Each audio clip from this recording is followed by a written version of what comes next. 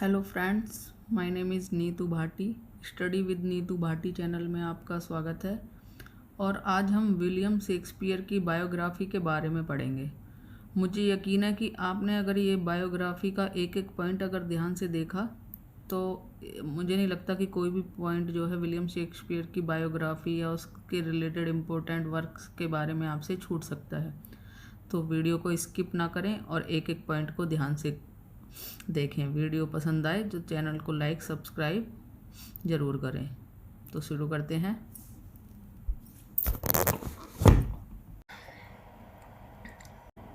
He was born in Stratford upon Avon, where he was baptized on 26 April 1564.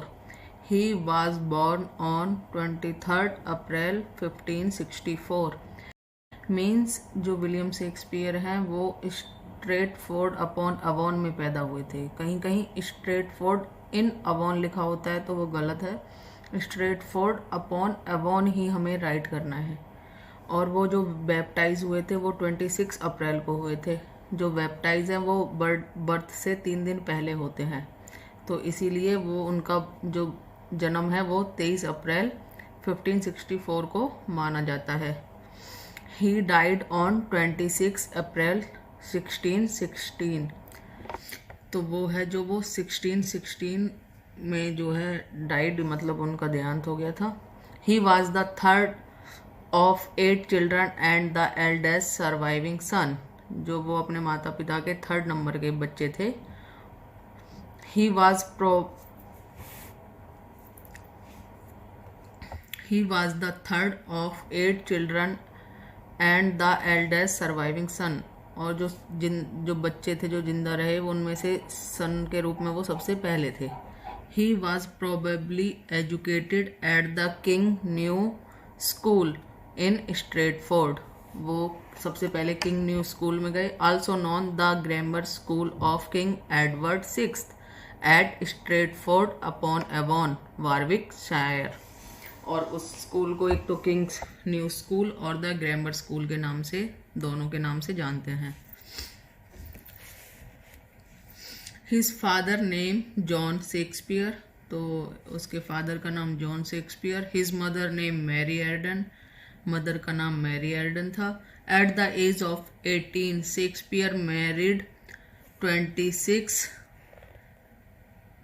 Year old Anne Hathaway. जब Shakespeare 18 years के थे तो उन्होंने 26 year old Anne Hathaway से married की। Married licence issue on 27 November 1582। जो उनका marriage licence था वो 27 नवंबर 1582 को जो है इशू हुआ। 6 months after the marriage Anne gave birth to a daughter. जो मैरिज के आफ्टर 6 months उसने एक डॉटर को जन्म दिया, उसका नाम था Susanna. Twin son Hamnet and daughter Judith. तो उनके जो ट्विंस बच्चे भी थे, सन था हेमनेट और डॉटर थी Judith. Hamnet died of unknown cause at the age of 11। जो हेमनेट था उसकी 11 साल की ईयर में डेथ हो गई। निकोलस रो शेक्सपियर फर्स्ट बायोग्राफर। तो निकोलस रो थे जो शेक्सपियर के फर्स्ट बायोग्राफर थे, मतलब उन्होंने उसकी फर्स्ट बायोग्राफी लिखी थी। Robert Greene attacked on him in his work Groatsworth of Wit. जो रॉबर्ट्स ग्रीन थे उन्होंने अटैक किया उन पर in his work Groatsworth of it. उस वर्क का नाम ये आप याद रखिए, Groatsworth of pit. There is an upstart crow. ये उनकी फेमस लाइनें हैं रॉबर्ट ग्रीन की। There is an upstart crow. Another line is that with his tiger hurt wrapped in a player hide. Second line, after 1594 Shakespeare plays were perform only by the Lord Chamberlain man. तो जो उसके Shakespeare के जो place थे वो theatre Chamberlain में publish होते थे। एक company owned by a group of players. जो कंपनी थी वो ग्रुप ऑफ प्लेयर्स, मतलब जो रोल करते थे उन्हीं की एक कंपनी थी Chamberlain man.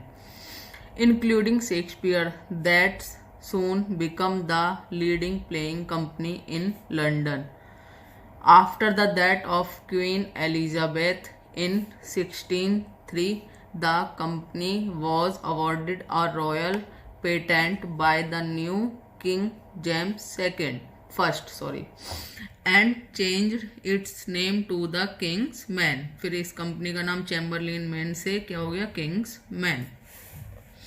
In 1599, a partnership of members of the company built their own theatre on the south bank of the river Thames. जो पार्टनरशिप अपनी जो उन्होंने कंपनी बनाई और उसका नाम क्या रखा, विच दे नेम्ड द ग्लोब. उस थिएटर का नाम उन लोगों ने रखा globe theatre. In 1597, he bought the second largest house in Stratford New Palace. In 1597, जो शेक्सपियर सेकंड लार्जेस्ट हाउस उन्होंने लिया न्यू पैलेस, उसका नाम क्या था, new palace. Shakespeare played the ghost of Hamlet father. जो शेक्सपियर थे उन्होंने हैमलेट के प्ले में हैमलेट के फादर का रोल किया था. He also played Adam in As You Like It. As You Like It में एडम का. And the Chorus in Henry fifth, और चौरस का in Henry fifth. And King Duncan in Macbeth, और Macbeth में King Duncan का.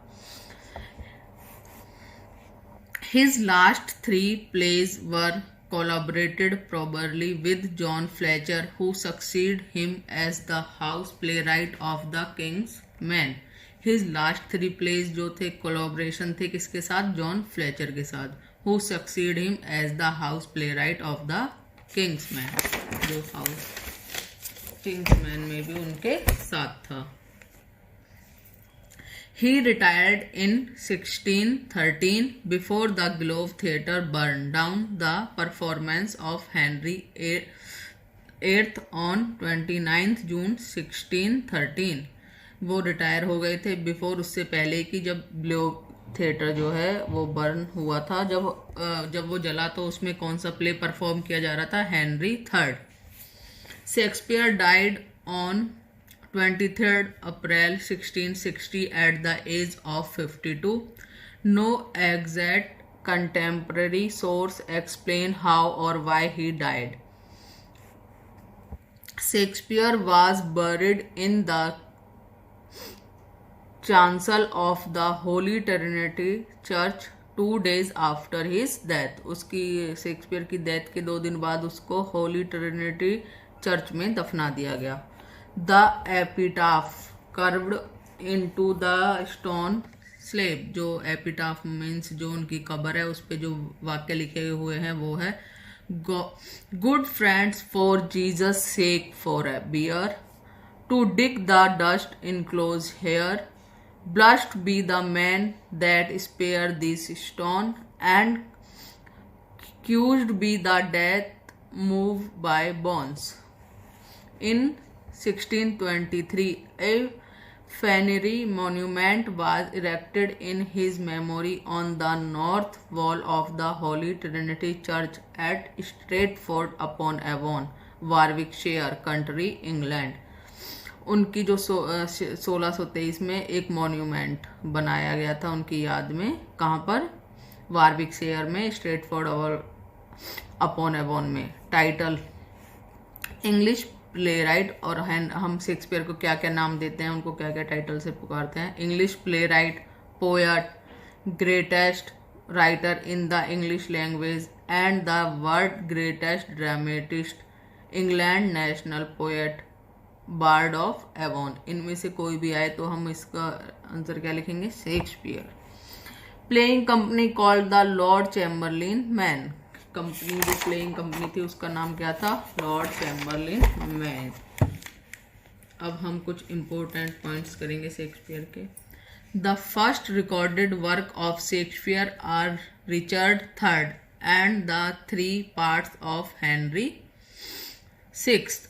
तो जो है शेक्सपियर के उनके फर्स्ट रिकॉर्डिंग वर्क था Richard third and the 3 parts of Henry sixth. Richard third and 3 parts of Henry sixth. कब रिकॉर्ड किया गया था, 1590 में. Titus Andronicus, The Comedy of Errors, The Taming of the Shrew, and The Two Gentlemen of the Verona may also belong to Shakespeare earliest period. ये सारे play कब किस time से बिलोंग करते हैं? अर्ली टाइम से. Holoncid Chronicles of England, Scotland and Ireland was a large source to Shakespeare history play. History play के mostly source क्या है? Holoncid Chronicles, as well as King Lear, Macbeth, Chamberlain. The Chronicles would have been a primary source for many other literary writers of the Renaissance, such as Christopher Marlowe. और ये जो chronicles हैं ये और किसी ने भी यूज किया, उनका नाम क्या है? Christopher Marlowe, Edmund Spenser and George Daniel.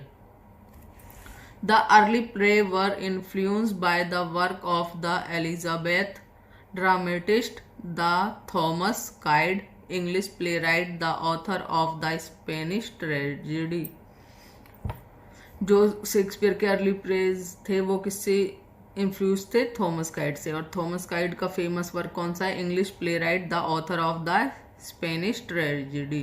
Thomas Kyd का कौन सा वर्क है? Spanish Tragedy. And Christopher Marlowe play Tamburlaine, और क्रिस्टोफर मार्लो का प्ले है टम्बरलेन. ट्रेजिक कॉमेडी कौन कौन सी है शेक्सपियर की? Cymbeline, the Winter Tale, the Tempest, Pericles.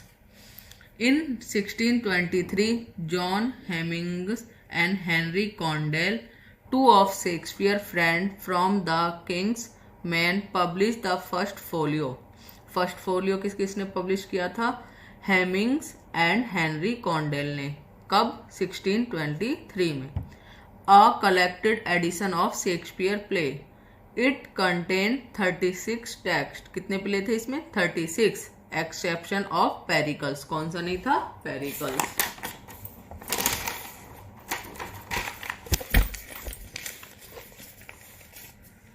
Pericles, the Two Noble Kinsmen, Shakespeare and John Fletcher. Pericles दो है और the Two Noble Kinsmen joint work है किसका? शेक्सपियर एंड जॉन फ्लेचर का. लॉस्ट प्ले, मतलब इनको लॉस्ट प्ले की category में रखा गया है. इन पे डाउट है कि ये शेक्सपियर ने लिखे थे या नहीं. Cardenio and Love Labour Won. Love Labour Lost नहीं है, ध्यान रखिए. Love Labour Won. Foul papers are an author's working draft. The term is most often used in the study of the play of Shakespeare and other dramatists of English Renaissance.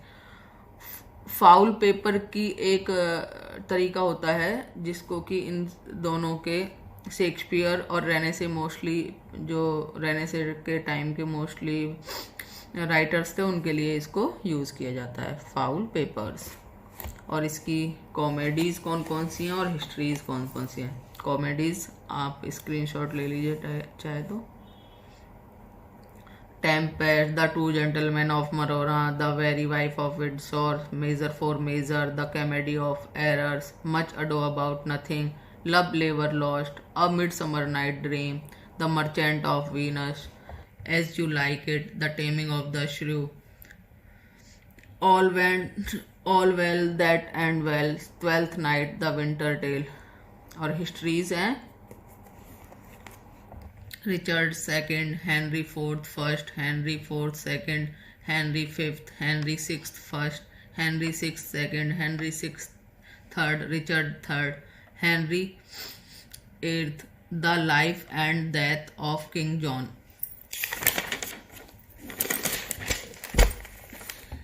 Of tragedies, Troilus and Cressida, Cronilus, Titus Andronicus, Romeo and Juliet, Timon of Athens, Julius Caesar, Macbeth, Hamlet, King Lear, Othello, Antony and Cleopatra, Cymbeline.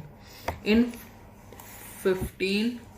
93 and 1594 when the theatre were closed because of plague. Shakespeare published 2 narrative poems on sexual theme. तो उनकी जो जब plague के कारण theatre बंद थे तो उस समय शेक्सपियर ने 2 नरेटिव पोएम्स पब्लिश की थी और उनकी थीम क्या थी? सेक्सुअल। तो Venus and Adonis and the Rape of Lucrece. He dedicated them to Henry Wriothesley Earl of Southampton. तो इसको किसको डेडिकेट किया था? Henry Wriothesley Earl of Southampton को। The sonnet publish by Thomas Thorpe in 1609। जो sonnet थी Shakespeare की, the sonnets के नाम से ही हैं वो, और वो थॉमस थॉर्पे ने पब्लिश की। 154 sonnet was composed. The 1609 edition was dedicated to mister WH के नाम से ये इन्होंने किसी को डेडिकेट किया था। ये WH के बारे में विवाद है कि ये क्या था, किसका नाम था। His first play were written in the conventional style of the day। जो उसका फर्स्ट प्ले था उसका स्टाइल क्या था? The conventional style of the day. Option में होगा तो हमें ये टिक करना है।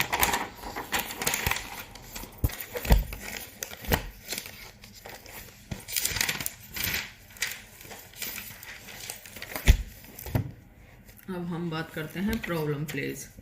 4 प्ले हैं जो इनके प्रॉब्लम प्लेज में काउंट होते हैं। All well, that end well, measure for measure, Troilus and Cressida and Hamlet. तो ये याद रखिए प्रॉब्लम प्लेज ये चारों हैं। The quarto of 1609 title Shakespeare sonnets. It contain 154 sonnets which are followed by the long poem a lover complaint. ये 154 sonnets थी, तो ये एक लॉन्ग पोएम को फॉलो करती थी, उसका नाम था a lover complaint. The sonnet cover such theme as the passage of time, love, infidelity, jealousy, beauty and morality. तो ये सारी चीज़ें हमें याद रखनी है। Time, love, infidelity, jealousy, beauty, morality option में आएंगे तो हमें इनको टिक करना है। The first 126 are address to a young man. जो शुरू के 126 थी वो यंग मैन को एड्रेस की गई थी sonnet. The last are address a women. Last जो है एक वुमेन को एड्रेस की गई थी। Sonnet 138 and 154 had previously been published in the 1599। जो ये सोनेट नंबर 138 और 144 जो इससे पहले भी पब्लिश की जा चुकी थी 16 से 9 से। तो ये 1599 में मिसिलेनी द पैसोनेट पिलग्रिम में पब्लिश हुई थी। ये सब चीज़ें मुझे नहीं लगता आपको किसी ने अभी तक बताई होंगी।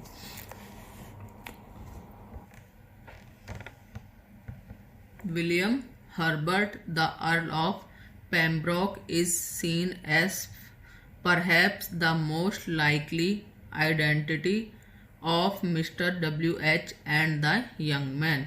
William Herbert the Earl of Pembroke is seen as, जो WH यूज़ किया गया है तो ये perhaps मतलब इसके माना जाता है कि शायद विलियम हर्बर्ट के लिए यूज़ किया गया है the young man. The rhyme scheme is The rhyme scheme is AB AB CD CD EF EF GG। जो शेक्सपियर की सोनेट में राइम स्कीम यूज की गई है वो ये है AB AB CD CD EF EF GG। Sonnet using this scheme are known as Shakespeare sonnet. और इन सोनेट को जो ये वाली राइम स्कीम यूज करती हैं तो उनको शेक्सपियर सोनेट या इंग्लिश सोनेट और एलिजाबेथन सोनेट के नाम से जानते हैं। The sonnet constructed of 3 quatrains followed by a final couplet। तो जो सोनेट होते हैं उसमें 3 क्वार्टेन्स होते हैं और 2 फाइनल कपलेट होता है। The sonnet are compose in iambic pentameter. तो सोनेट के कौन से पेंटामीटर में कंपोज की गई हैं? Iambic pentameter. एक्सेप्शन 154 सोनेट में किस सोनेट ऐसी हैं जो इस मीटर को फॉलो नहीं करती? वो कौन कौन सी हैं? सोनेट 99, 15 लाइन्स हैं इसमें। मोस्टली सोनेट में कितनी लाइन होती हैं 14, और इसमें कितनी लाइन है 15। सोनेट 99। सोनेट 126 6 कपलेट हैं और 12 लाइन्स हैं इसमें। सोनेट 145 आयम्बिक टेट्रामीटर में लिखी गई है। तो ये आप तीनों ये सोनेट्स ध्यान रखेंगे, सोनेट्स को याद रखेंगे। आई होप आप सबको ये शेक्सपियर का अब जो बायोग्राफी है वो बिल्कुल क्लियर होगी। इसके बाद भी मैंने इसमें बहुत सारे इंपॉर्टेंट पॉइंट्स नोट किए हैं, और आप इनका स्क्रीनशॉट लेके बार बार रिवाइज करेंगे तो आपको शेक्सपियर से की सोनेट से रिलेटेड हर डाउट क्लियर हो जाएगा। Okay, thanks for watching.